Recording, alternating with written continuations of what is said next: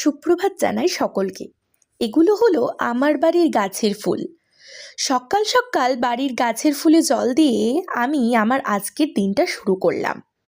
শোনা যায় ফ্লাওয়ার্স নাকি মানুষের অ্যাংজাইটি, ডিপ্রেশন, প্রেশার সব কিছু নিমেষেই কমিয়ে দেয়।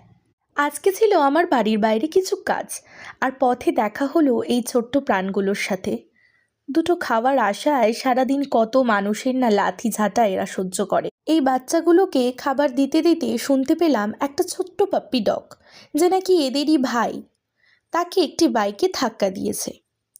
এরা কথা বলতে পারে না, তাই প্রতিবাদও করতে জানে না। আর বাচ্চাটি এখন সুস্থ আছে। আমার এক বন্ধু আমায় বলেছিল, এই লেরি কুকুরের গায়ে কেন হাত দিস বলতো? আবার সেই আমায় বলেছিল, জানিস তো, আমার হাস্কি ব্রিডের কুকুরগুলোকে খুব ভালো লাগে। মানুষদের মধ্যে জাতিভেদ করতে করতে মানুষের মেন্টালিটি অনেক নিচ পর্যায়ে গিয়ে দাঁড়িয়েছে।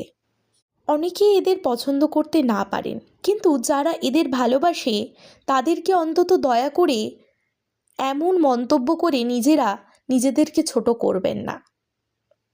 আমার সকালটা সত্যিই আজ ভীষণ ভালো কেটেছে এদের সাথে। রকি, আমার ছোট্ট ভাই, অপেক্ষা করতে করতে ঘুমিয়ে পড়েছিল। ওকে একবার রকি বলে ডাকতেও চলে এসেছে।